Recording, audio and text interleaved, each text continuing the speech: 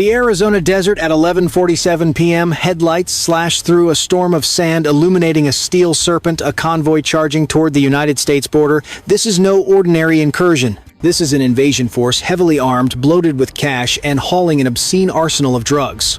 This is the Sinaloa cartel, and they move with the arrogance of an empire. They believe the path is clear, that they are ghosts under the cloak of night, untouchable. But their swagger masks a fatal flaw, a blind spot. They cannot see what lurks in the suffocating darkness above. A predator poised to unleash hell. This is not a work of fiction. This is a battle report. According to the official mission timeline, at precisely 11:47 p.m. on July 14, 2025, the United States Navy SEALs and the Air Force watched this heavily armed cartel army march into a kill zone, and they prepared to spring a meticulously engineered trap. The cartel's audacity was a weapon turned against them. What happens when brute force collides with surgical patience? This is that story. The Sinaloa cartel is not a gang, it is a global narcotics empire, the most powerful and violent drug network on the face of the earth. Its tentacles strangle great American cities and poison quiet small towns without distinction. This convoy was not a simple smuggling run.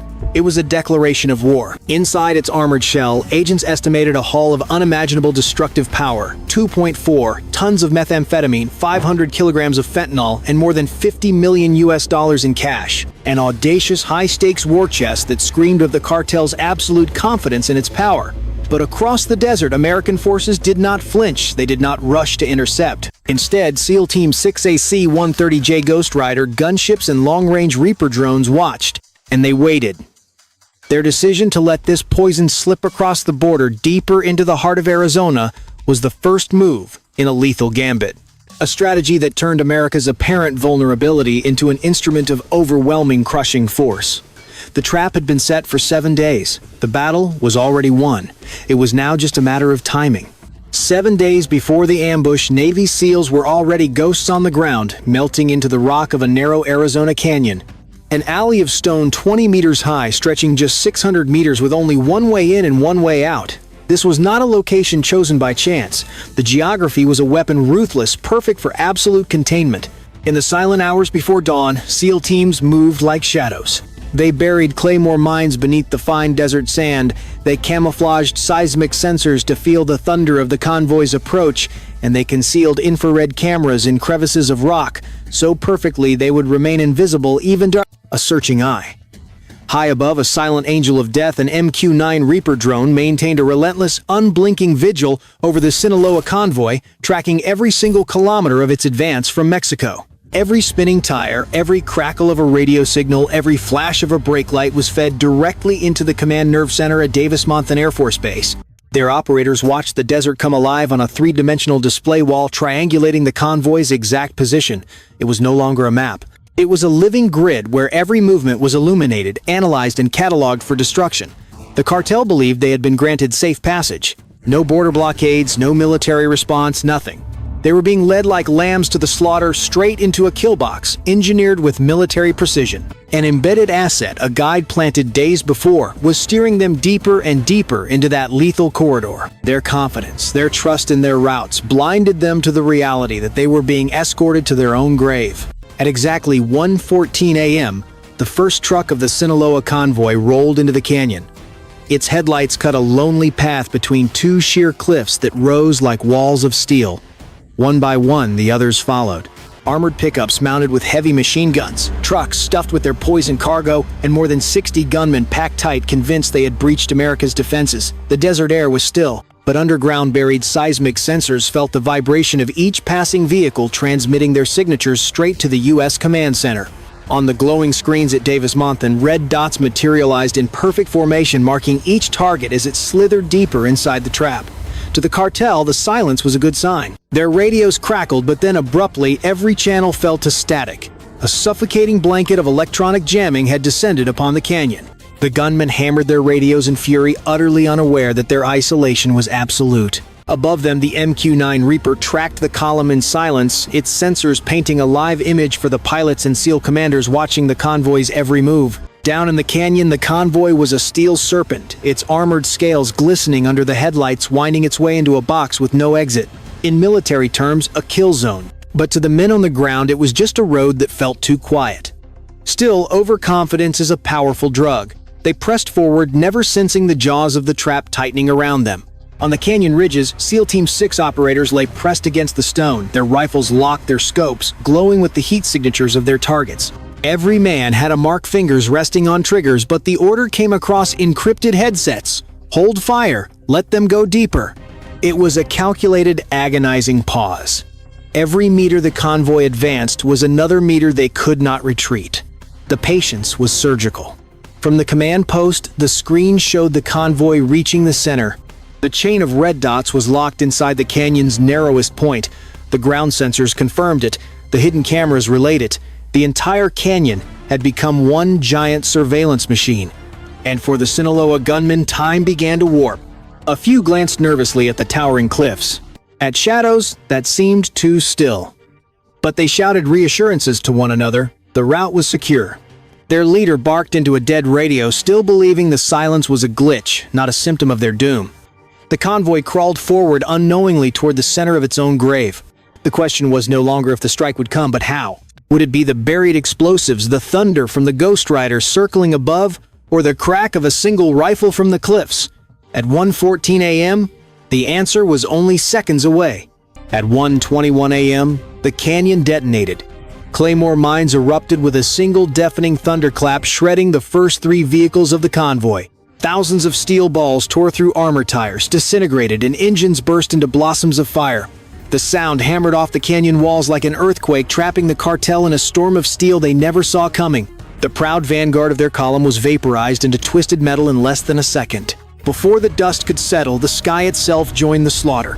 From the darkness above the AC, 130J Ghost Rider unleashed its arsenal. Its 30mm Bushmaster cannon spat glowing tracer rounds that carved through the night like comets of fire, each one finding a truck, cabin, a gun mount, a human target. Then came the deep, soul-shaking boom of the 105mm howitzer. Its shells landed with devastating precision, flipping a transport truck on its side, its cargo erupting in a chain of secondary explosions.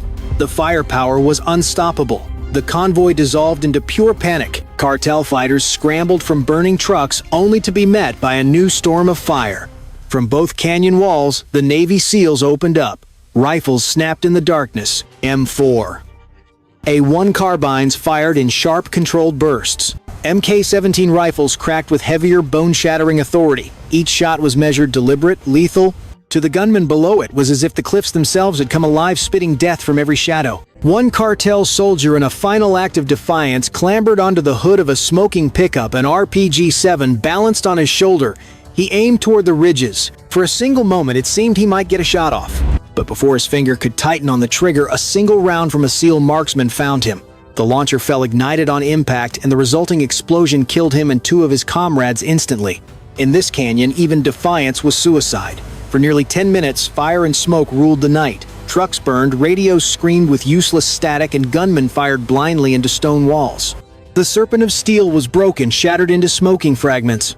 And yet amid the flames, one vehicle still pushed forward. A reinforced Ford Raptor. And inside, El Gallo was still alive. The firestorm had broken the convoy's back, but the mission was not to kill it, was to capture. Intelligence made it clear one man mattered more than all the weapons and drugs combined. El Gallo, the Sinaloa lieutenant, commanding this invasion. Captured alive, he was a key that could unlock the cartel's deepest secrets. High above the canyon, a miniature drone, a Black Hornet, was released from a handheld launcher. It dipped into the smoke-filled ravine, its tiny camera scanning the burning wrecks. Within minutes, the target was confirmed. Inside the reinforced Ford Raptor, El Gallo was hunched over, screaming into a dead radio. The electronic warfare blanket had severed his every lifeline. On the ridges, SEAL operators fixed their scopes on the truck, but the order came down. Do not kill, contain. The Ghost Rider adjusted its orbit and opened fire with surgical precision, deliberately striking the ground just meters from the Raptor. The blast sent shards of stone hammering against the windshield, cracking it into a spiderweb. El Gallo was no longer a commander, he was prey in a cage of fire. In the chaos, one SEAL operator was struck by flying debris. A teammate immediately dragged him to cover, as the deep thumping of rotor blades echoed through the canyon. An HH-60W Pave Hawk combat rescue helicopter, flying low and masked by the cliffs, swooped in, hoisting the wounded SEAL to safety in seconds, a stark reminder that even in a perfect ambush, the battlefield is unforgiving. Meanwhile, El Gallo's final defenses crumbled. The men around his vehicle were picked off one by one until only the armored Raptor remained. SEAL Team 6 began their descent. They advanced through smoke and flame, their boots crunching on scorched gravel, closing in on the last intact vehicle. The end came swiftly. A single volley shattered the Raptor's side windows. The driver's door was torn open and El Gallo was dragged out. He thrashed, but the fight was gone. His wrists were locked in steel cuffs, his encrypted laptop and satellite phones seized. For the first time on American soil, a cartel commander of El Gallo's rank had been captured alive. His capture would send shockwaves through an empire that believed itself untouchable. The canyon was still burning, but the battle was decided. The United States hadn't just destroyed a convoy, it had pierced the very heart of the Sinaloa myth. 27 minutes. In 27 minutes after the first mine exploded, the canyon fell silent. The echoes of gunfire were replaced by the crackle of flames devouring twisted steel. What had been a proud armored column was now a 600-meter-long graveyard of wreckage. The numbers told a story of brutal, absolute victory. 47 cartel gunmen were dead. 19 more were captured alive. Not a single vehicle escaped.